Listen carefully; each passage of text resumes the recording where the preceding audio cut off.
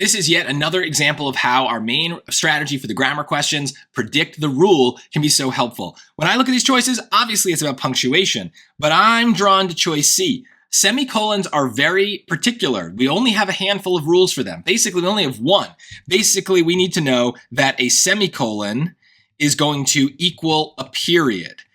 In other words, in order to use a semicolon, we need to have a complete sentence beforehand and a complete sentence after. There is another kind of more obscure rule about semicolons and complicated lists. You can watch my lesson on semicolons if you're interested in that, but it's not going to apply here because we don't have a list. So basically, I'm going to read both before and after the semicolon. Just listen and see, does it sound like a complete sentence? So let's start. One such type of matter is a form of cooled condensed gas called a Bose-Einstein condensate. BEC.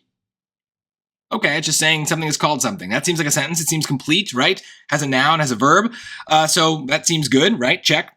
Second part, Dutch physicist Leen Howe famously used a BEC to slow a beam of light to a complete halt. That also sounds like a sentence. I could put a capital letter and a period and we're all good.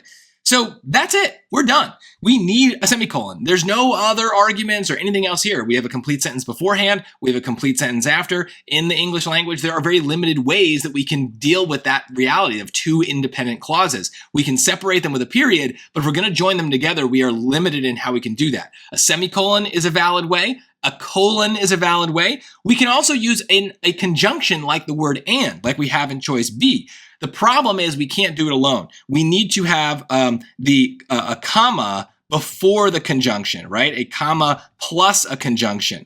So the parentheses are here just to kind of mess with us, but we needed to have a comma after the parentheses in BEC to make sure that we could do that. And that then would be a totally valid way to join the sentences, but it's just not available to us.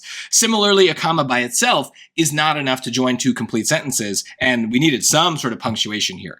So what I think happens in this question is you're kind of freaked out by the fact that there are parentheses and then some sort of punctuation right after it.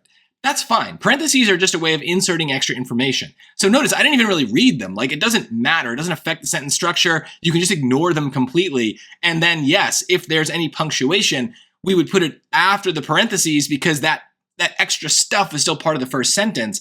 But it doesn't really matter. It could have just as easily been after the word condensate, and it's okay, right? So if I put the semicolon right there and just gotten rid of the parentheses entirely, then all is well. So don't let that fluster you. It's not what it's about. So this is, again, why predicting the rule is so important. If you thought it was about parentheses, you are completely thinking about different things than you should have been for this question. Whereas I know that if ever I see a semicolon, that is the first thing I check because it has such a concrete rule. You need a sentence before, you need a sentence after, and if it passes that test, you're done with the question. So that's exactly what happened here.